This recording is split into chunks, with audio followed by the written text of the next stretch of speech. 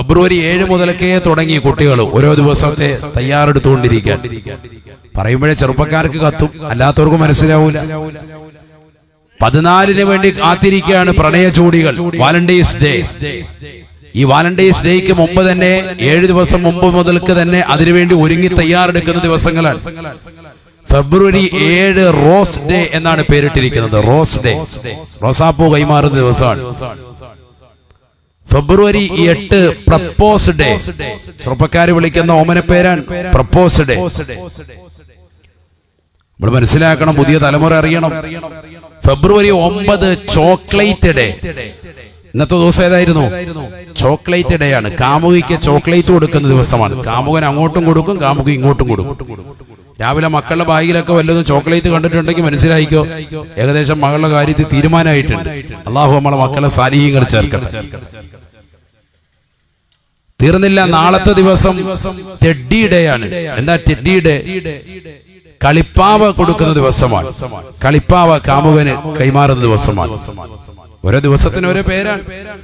ഇത് വർഷങ്ങളായിട്ട് നിലകൊള്ളാണ്. നമ്മുടെ സമൂഹം, മുസ്ലിം സമുദായമാണ് ഇത് ഏറ്റവും കൂടുതൽ ഏറ്റെടുത്തുകൊണ്ട് വരുന്നത്. അത് കഴിഞ്ഞാൽ പിന്നെ 11ന്റെ ദിവസം പ്രോമിസ് ഡേ ആണ്. പ്രോമിസ് ചെയ്യാണ്. പ്രപ്പോസ് ഡേ ഉണ്ട്, പ്രോമിസ് ഡേ ഉണ്ട്. 12ന്റെ ദിവസം ആകുമ്പോ പ്രോമിസ് ഒക്കെ കഴിഞ്ഞു. പിന്നെ കിസ് ഡേ ആണ്. പരസ്പരം ഇണക്കുരുവികളെ പോലെ ചുണ്ടുകൾ ചേർത്ത് വെച്ച് ലിപ്ലോക്ക് ചെയ്തുകൊണ്ട് നിലകൊള്ളുക. അതാണ് 12ന്റെ ദിവസം കിസ് ഡേ. 13ന്റെ ദിവസമാകുമ്പോ അത് കഴിഞ്ഞു ഹഗ് ഡേ ആയി. മുസാഫാത്ത് കഴിഞ്ഞു. ഇനി പിടിച്ച് മോയനൊക്കെയാണ്. കെട്ടിപ്പിടിച്ച് ഉമ്മ വെച്ചുകൊണ്ട് ഒന്നും കൂടി റാഹത്തായിട്ട് നിൽക്കുക. അതാണ് ഹഗ് ഡേ. ഹഗ് ഡേ 13ന് പറയുന്ന പേരാണ്. ഫെബ്രുവരി 13. ഫെബ്രുവരി 14 ആകുമ്പോ വാലന്റൈൻസ് ഡേ. ഏകദേശം എല്ലാം കഴിഞ്ഞ് കുളിക്കാൻ പോകുന്ന ദിവസമാണ് അന്നത്തെ ദിവസം. എല്ലാം കഴിയും അന്നത്തെ ദിവസം. അതാണ് 14, ഫെബ്രുവരി 14 വാലന്റൈൻസ് ഡേ. കുറഞ്ഞതൊരു പൂവെങ്കിലും കൊടുത്തിട്ട് മുസാഫാത്ത് ചെയ്യുന്ന ദിവസമാണ്. ഇതൊക്കെയാണ് നമ്മുടെ തലമുറയിൽ നടക്കുന്നത്. മനസ്സിലാക്കണം. ഇതൊക്കെ നമ്മുടെ മാതാപിതാക്കൾ അറിയണം, പുതിയ തലമുറ രക്ഷിതാക്കൾ അറിയണം. കാരണം ചെറുപ്പക്കാരായ ആളുകൾ ഈ ദിവസങ്ങളൊക്കെ പ്രാധാന്യം കൊടുത്തു തുടങ്ങി, നേരത്തെ തുടങ്ങി. ഫെബ്രുവരി 14 ഒരു ദിവസം മാത്രമല്ല, ഫെബ്രുവരി 7 മുതൽക്കേ തുടങ്ങിയിരിക്കുന്നു ആഘോഷങ്ങൾ. എന്താണ് യഥാർത്ഥത്തിൽ ഈ വാലന്റൈൻസ് ഡേ? എന്താണ് വാലന്റൈൻ എന്ന് പറഞ്ഞാൽ എന്താണ്? അതിന്റെ അർത്ഥം എന്താണ്? പുതിയ തലമുറ അറിയണം. 3-ാം നൂറ്റാണ്ടിൽ റോം ഭരിച്ചിരുന്നതാകുന്ന ക്ലോഡിയസ് ചക്രവർത്തിയുടെ കാലഘട്ടത്തിൽ കത്തോലിക്ക ബിഷപ്പിന്റെ പേരായിരുന്നു വാലന്റൈൻ എന്ന് പറയുന്ന ഒരു ബിഷപ്പ്. റോമിലെ ഭരണാധികാരിയാകുന്ന ക്ലോഡിയസ് ചക്രവർത്തി ഒരു നിയമം പാസാക്കി. നാട്ടിൽ ഇനി വിവാഹം ആരും കഴിക്കാൻ പാടില്ല. കാരണം വിവാഹം കഴിച്ചതായ ആളുകൾ കുടുംബജീവിതം മാത്രം അതിൽ തന്നെ ഒതുങ്ങി നിന്ന് നാട്ടിലുള്ളതാകുന്ന യുദ്ധത്തിന്റെ വിളംബരമുണ്ടാകുമ്പോൾ അതിൽ ശ്രദ്ധ കേന്ദ്രീകരിക്കാതെ യുദ്ധത്തിനൊന്നും വരാതെ പരിപൂർണമായി കുടുംബത്തെ നോക്കിക്കൊണ്ട് ഒതുങ്ങിക്കൂടുന്ന ഒരു സ്വഭാവം വിവാഹം കഴിച്ചവരിൽ ഉണ്ടായിരിക്കെ രാജാവ് ക്ലോഡിയസ് ചക്രവർത്തി പറഞ്ഞു, ഇനി ഈ നാട്ടിൽ ആരും വിവാഹം കഴിക്കാൻ പാടില്ല, വിവാഹം കഴിക്കൽ നിർത്തലാക്കാൻ കർശന നിയമമായി വിലക്കേർപ്പെടുത്തി. പക്ഷെ ഈ വിലക്കേർപ്പെടുത്തിയതാകുന്ന വിവരം കത്തോലിക്ക ബിഷപ്പാകുന്ന വാലന്റൈൻ എന്ന് പറയുന്ന വ്യക്തിക്കും അറിയാം. അദ്ദേഹം എന്ത് ചെയ്തു? രഹസ്യമായിട്ട് സ്നേഹിക്കുന്നതാകുന്ന കമിതാക്കളെ തമ്മിൽ ഒരുമിപ്പിക്കാൻ തുടങ്ങി. രഹസ്യമായി ബിഷപ്പ് വിവാഹം ചെയ്തു കൊടുക്കാൻ തുടങ്ങി. ഇതറിഞ്ഞതാകുന്ന രാജാവ് അദ്ദേഹത്തെ പിടിച്ച് ജയിലിലിട്ടു. കാരണം രാജ്യത്തിന്റെ നിയമത്തിന് എതിരായി കൊണ്ട് പ്രവർത്തിച്ച വ്യക്തിയാണ്. പ്രണയ ജോഡികളെ രഹസ്യമായി വിവാഹം ചെയ്തു കൊടുക്കുന്നത് അറിഞ്ഞപ്പോ രാജാവ് അദ്ദേഹത്തെ പിടിച്ചു ജയിലടച്ചു. എന്നാൽ ജയിലിലും അദ്ദേഹം വെറുതെ ഇരുന്നില്ല. ജയിലറാകുന്ന അസ്റ്റീരിയസ് എന്ന് പറയുന്ന ജയിൽ ഉദ്യോഗസ്ഥൻ, അദ്ദേഹത്തിൻ്റെതാകുന്ന മകൾ അന്ധയാണ്, കണ്ണിന് കാഴ്ചയില്ലാത്ത പെണ്ണാണ്. അവളെ ഇടയ്ക്കിടയ്ക്ക് ജയിലറെ കാണാൻ വേണ്ടി അവിടെ വരും. അപ്പൊ പതുക്കെ ലൈനടി തുടങ്ങി അങ്ങോട്ടേക്ക്. ജയിലിനകത്താണെങ്കിൽ മൂപ്പറ കണ്ണ് കോഴിക്കോട്ടിലാണ്. മൂപ്പര് പിന്നെ അവിടെ നിന്ന് ചെയ്തു, ഈ പെണ്ണിനെ കറക്കിയെടുത്ത് അന്ധയായ പെണ്ണാണ്. ആ അന്ധയാകുന്ന പെണ്ണിനെ അസ്റ്റീരിയസ് എന്ന് പറയുന്ന ജയിലറുടെ മകളുമായി പ്രണയത്തിലായി. പ്രണയം പാടില്ല, വിവാഹം പാടില്ല എന്നൊക്കെ കർശനമായി രാജാവ് വിലക്കേർപ്പെടുത്തിയിരിക്കാൻ. എന്നിട്ട് അതിന് വിഘാതമുണ്ടായപ്പോഴാണ് ജയിലിലിട്ടത്. ആ ജയിലിലും പിന്നെയും പ്രശ്നം ഉണ്ടാക്കിയപ്പോ രാജാവ് പറഞ്ഞു, എന്നാൽ അവന്റെ തല വെട്ടിക്കോളാൻ പറഞ്ഞു. വാലന്റൈൻ എന്ന് പറയുന്ന ബിഷപ്പിന്റെ തല വെട്ടാൻ രാജാവ് ഓർഡർ ഇട്ടു. AD 270 ഫെബ്രുവരി 14 അദ്ദേഹത്തിന്റെ തല വെട്ടാൻ വേണ്ടി ഓർഡർ ഇടുക. ഓർഡർ വന്നു. തലവെട്ടുന്ന ദിവസം 14ന്റെ ദിവസം എത്തി. അദ്ദേഹം പോകുന്നതിന് മുമ്പായിട്ട് ഫ്രം യുവർ വാലന്റൈൻ, നിന്റെ സ്നേഹനിധിയാകുന്ന വാലന്റൈൻ എന്ന് പറഞ്ഞൊരു കത്ത് അദ്ദേഹം തന്റെ അസ്റ്റീരിയസിന്റേതാകുന്ന ജയിലറുടെ മകളാകുന്ന പ്രണയജോഡിയാകുന്ന അന്ധയായ പെണ്ണിനെ കൈമാറിയെന്നാണ് ചരിത്രം. അന്നാണ് അദ്ദേഹത്തിന്റെ തലവെട്ടിയത്. കത്തോലിക്ക ബിഷപ്പുകാരനായിരുന്ന വാലന്റൈൻ എന്ന് പറയുന്ന AD 270 കാലഘട്ടത്തിൽ ജീവിച്ച് ആ വർഷത്തിൽ അദ്ദേഹത്തിൻ്റെതാകുന്ന ഫെബ്രുവരി 14 പ്രണയവുമായി ബന്ധപ്പെട്ടുണ്ടായ വിഷയത്തിൽ നാട്ടിൽ കോലാഹലമുണ്ടായപ്പോ തലവെട്ടിയെടുക്കുകയും ചെയ്തതാകുന്ന ദിനത്തെ നിലനിർത്തിക്കൊണ്ട് സ്മരിച്ചുകൊണ്ടാണ് ഇന്നും ആ പാശ്ചാത്യരുടേതാകുന്ന ജീവിത ശൈലി നമ്മുടെ തലമുറയിൽ വാലന്റൈൻസ് ഡേ എന്ന് പറഞ്ഞൊരു ദിവസത്തെ പ്രണയ കാമുകന്മാർ അങ്ങോട്ടും ഇങ്ങോട്ടും സ്നേഹത്തിന്റെ കൈമാറ്റം ബന്ധുന്നത് പൂവൽ കൈമാറ്റം കൊടുക്കുക. യഥാർത്ഥത്തിൽ ഇതിന്റെ പശ്ചാത്തലം ഇതാണ്. ഇതെവിടുന്ന് വന്നു എന്നുള്ളത് നമ്മൾ പഠിക്കണമല്ലോ. അതിനു വേണ്ടിയിട്ടാണ് ഇത് പറഞ്ഞത്. നമ്മുടെ പുതിയ തലമുറ ചെറുപ്പക്കാർക്ക് ഇത് അറിയുന്നില്ല. അവർ വാലന്റൈൻസ് ഡേ കെട്ടിടം മുതലേ പൂവായിട്ട് ഇറങ്ങി തിരിച്ചിരിക്കുകയാണ്. 7 ദിവസം മുമ്പ് പരിപാടി ഉണ്ടെങ്കിൽ 7 ദിവസം മുമ്പ് ഇറങ്ങാൻ. ഇതിന്റെ പശ്ചാത്തലം ഇതാണ്. ഇതിനൊന്നും ഒരു അടിസ്ഥാനമില്ല. ഇസ്ലാമിൽ അടിസ്ഥാനമില്ലെന്ന് മാത്രമല്ല, എന്താണ് ഇതുമായി ബന്ധപ്പെട്ട് നടക്കുന്ന പശ്ചാത്തലം എന്ന് പഠിച്ചാൽ ഇതുമായി ബന്ധപ്പെട്ട് ജീവിതം നയിക്കുന്നവരൊക്കെ അതിൽ നിന്ന് മാറുക തന്നെ ചെയ്യും. ഒരാളുടെ തലവെട്ടിയ ദിവസമാണത്, മനസ്സിലാക്കണം നമ്മൾ.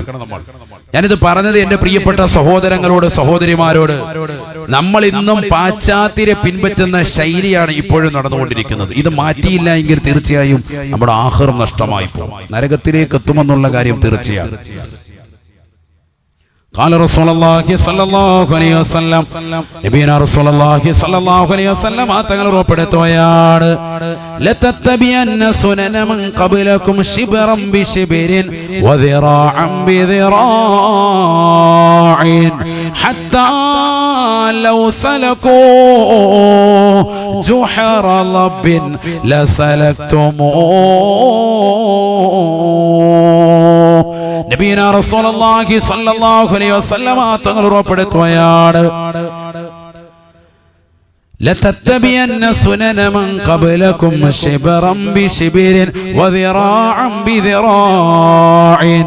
തീർച്ചയായും നിങ്ങൾ പിൻപറ്റുമോ സഹാബ, ശിബ്റൻ ബിശിബ്രിൻ, ചാണിനെ ചാണായി, വദിറാഅൻ ബിദിറാഇൻ, മുഴത്തിന് മുഴമായി നിങ്ങൾ മുൻഗാമികളെ പിൻപറ്റുമോ സഹാബ.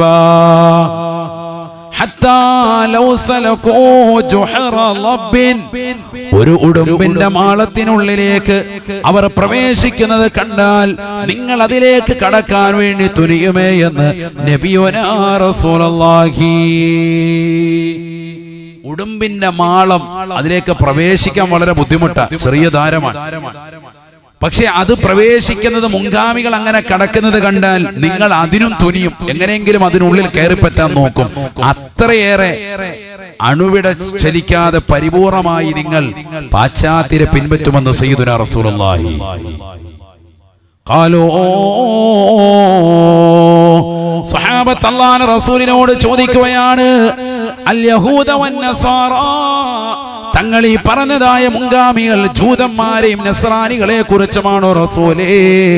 മുസ്ലിം സഹോദരങ്ങൾ ജൂതന്മാരെയും നസ്രാനികളെയും പരിപൂർണമായി പിൻപറ്റുമെന്നാണോ പറഞ്ഞത്? അല്ലാഹുവിന്റെ റസൂൽ പറയുകയാണ്, ശരി തന്നെയാണ്, അവരല്ലാതെ മറ്റാരെയുമല്ല ഞാൻ ഉദ്ദേശിച്ചത്. ജൂതന്മാരെയും ക്രൈസ്തവരെയും അണുവിട വ്യതിചലിക്കാതെ ഈ ഉമ്മത്താകുന്ന മുസ്ലിം സമുദായത്തിന്റെ ഉമ്മത്ത്, മുഹമ്മദിന്റെ ഉമ്മത്ത് സ്വല്ലല്ലാഹു അലൈഹി വസല്ലമ തങ്ങളുടെ സമുദായം പരിപൂർണമായി പിൻപറ്റുന്നത് കാണാതെ ലാ തഖൂമു സ്സാഅ, ലോകം അവസാനിക്കില്ല എന്ന് നബിയുനാ റസൂലുള്ളാഹി. അവസാന കാലഘട്ടത്തിലേക്ക് കടന്നു വരുമ്പോ അവരെന്താണോ ചെയ്യുന്നത് അതേപോലെ പരിപൂർണമായി പിൻപറ്റുകയാണ് ഈ ഉമ്മത്ത്. അല്ലാഹുവേ, ഞങ്ങളെ കാക്കണേ അല്ലാ. മുസ്ലിം സഹോദര സഹോദരിമാര് ഏതെല്ലാം ആഘോഷങ്ങളിൽ പങ്കെടുക്കുന്നുണ്ടോ ആ ആഘോഷങ്ങളൊക്കെ ഇന്ന് ഏറ്റവും കൂടുതൽ അവരെക്കാൾ മുൻപന്തിയിൽ ആ ദിവസങ്ങൾ കാത്തിരിക്കുകയും ആ ആഘോഷങ്ങൾക്ക് വേണ്ടി നിലകൊള്ളുകയും ചെയ്യുന്നത് ഈ സമുദായത്തിന്റെ മക്കളല്ലേ. ആഖിറം നഷ്ടമാണ്, നഷ്ടമാണ്. ആരാണ് ഇന്ന് ക്രിസ്മസ് ആഘോഷിക്കുന്നത്? ആരാണ് ഇന്ന് ഓണം ആഘോഷിക്കുന്നത്? ഈ ആഘോഷങ്ങളുടെ പിറകെ ഓടി നടക്കുന്നത് ഈ സമുദായത്തിന്റെ മക്കളല്ലേ, മക്കളല്ലേ?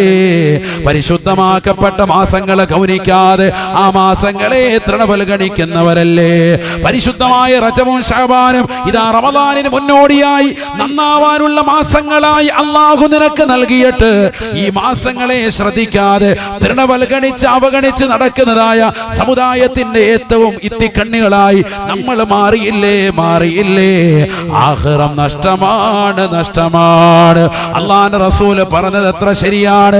ഏതെല്ലാം മോശപ്പെട്ട ശൈലി അവലംബിച്ചാലും, പാശ്ചാത്യ ലോകം ഏതെല്ലാം ശൈലിയിലേക്ക് പോയാലും, മുൻഗാമികളാകുന്ന ജൂതനസ്രാക്കൾ ഏതെല്ലാം കാര്യങ്ങൾ നമ്മളെ പഠിപ്പിച്ചാലും അണുവിട വ്യതിചലിക്കാതെ ഈ ഉമ്മത്തത് പ്രവർത്തിക്കുമെന്ന് നബിയുനാ റസൂലുള്ളാഹി.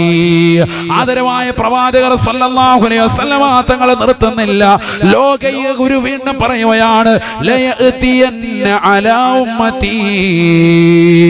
ഈ സമുദായത്തിന്, എന്റെ സമുദായത്തിന് ഒരു സമയമെത്തും സഹാബ. ആ സമയത്ത് മുൻഗാമികളായ ആളുകളെ അവർ പിൻപറ്റും സഹാബ. ചാണിന് ചെരുപ്പിന് ചെരുപ്പായി അവരതാ ഏത് കാലാണോ വെച്ചിട്ടുള്ളത്, എവിടേക്കാണോ പാദം വെച്ചിട്ടുള്ളത്, അങ്ങോട്ട് തന്നെ കൃത്യമായി തിരിയുമേ. അണുവിട വ്യതിചലിക്കാതെ ജൂതനസ്രാക്കളുടെ പ്രവർത്തനം ഈ ഉമ്മത്തി ഏറ്റെടുക്കുമേ എന്ന് നബിയുനാ റസൂലുള്ളാഹി. 1400 വർഷം മുമ്പ് നബിതങ്ങൾ പറഞ്ഞത് ഇന്ന് ഈ തലമുറയിൽ പുലർന്നു. നമ്മുടെ ജീവിതത്തിലാണത് കാണുന്നത്. എന്തെല്ലാം നീചവൃത്തികളുണ്ടോ അതൊക്കെ ഈ തലമുറ ഏറ്റെടുത്തു. അല്ലാഹു നമ്മളെ കാക്കുമാറാവട്ടെ. അല്ലാഹു നമ്മളെ കാത്ത് സംരക്ഷിക്കട്ടെ. നിസ്കാരമുണ്ടു എന്ന് പറയുന്നു മാത്രം, നിസ്കാരത്തിലൊന്നും ഒരു ഇഖ്ലാസുമില്ല. ഖദ് അഫ്ലഹൽ മുഅ്മിനൂൻ الذين هم في صلاتهم خاشعون والذين هم عن اللغو معرضون والذين هم للزكاة فاعلون والذين هم لفروجهم حافظون إلا على أزواجهم أو ما ملكت أيمانهم فإنهم غير ملومين فمن ابتغى وراء